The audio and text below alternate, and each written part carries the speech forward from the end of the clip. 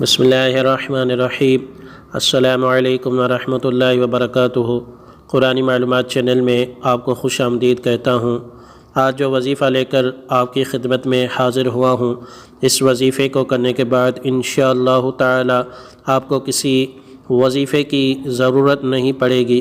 یہ وظیفہ ہمارے پیارے آقا کریم حضور نبی کریم صلی اللہ تعالی علیہ وآلہ وسلم کی زبانی ہے۔ ان کے لب اقدس سے یہ وظیفہ نکلا ہے، اور یہ بات ہم سب جانتے ہیں کہ جو کلمات ہمارے پیارے نبی کریم صلی اللہ علیہ وآلہ وسلم کی زبان سے نکلے ہوں وہ بات کبھی غلط نہیں ہوتی۔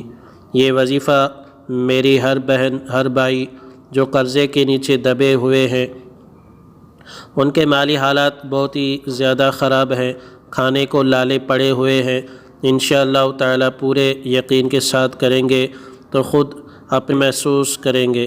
آپ لوگوں سے یہی التماس ہے کہ ہماری بات کو غور سے سنا کیجیے، تاکہ ہماری باتیں آپ کو ٹھیک سے سمجھ آ سکیں اور ہماری باتوں پر عمل کر سکیں۔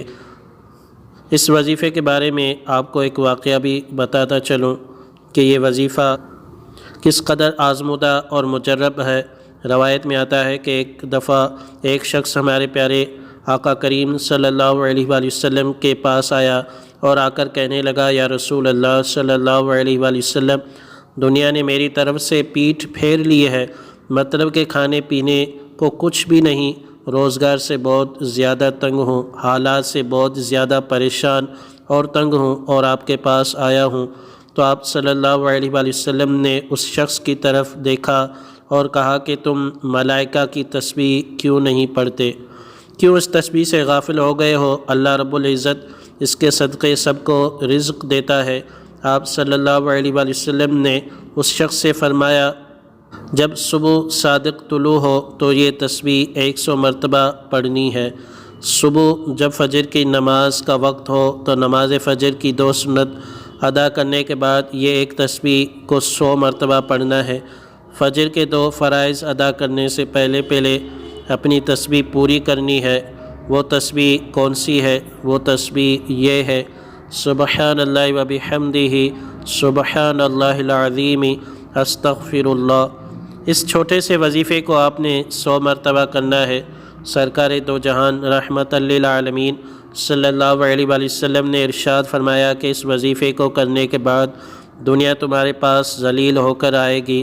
اس وظیفے کو فجر کی 2 سنت ادا کرنے کے بعد جو بھی کرے گا، دنیا اس کے پاس ذلیل و رسوا ہو کر خود آئے گی۔